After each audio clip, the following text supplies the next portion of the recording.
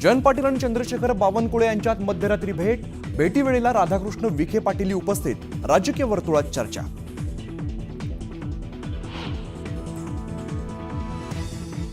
माणिकराव कोकाटेंबाबत कोर्टानं ठेवला निकाल राखून 1 मार्चला नाशिक जिल्हा सत्र न्यायालय देणार निर्णय.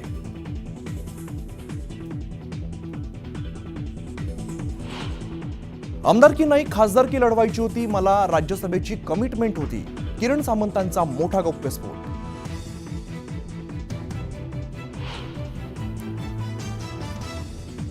इंद्रजित सावंतांना ठार मारण्याची धमकी, प्रशांत कोरटकरांवरती जुना राजवाडा पोलीस ठाण्यात गुन्हा दाखल.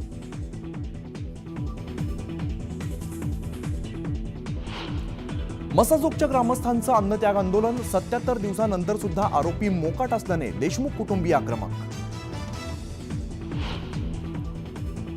नीलम गोरेंविरोधात सुषमा अंधारे आक्रमक, अब्रू नुकसानीची पाठवली नोटीस.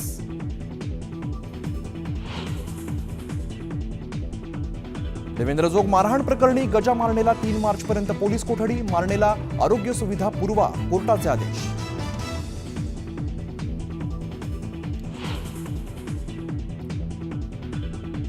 मंत्रालयाच्या सुरक्षा जाळीवरती पुन्हा आंदोलन, न्यायासाठी मंत्रालयाच्या 7व्या मजल्यावरून उडी, आंदोलक पोलिसांच्या ताब्यात.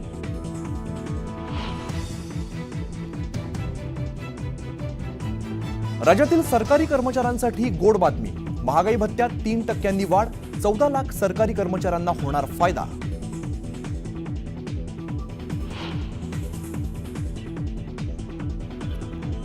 ईशा अंबानी आणि त्यांचे पती आनंद पिरामल यांच्यासह कुंभस्नान, प्रयागराजमध्ये त्रिवेणी संगमावरती स्वामी चिदानंद सरस्वतींनीही लावली हजेरी.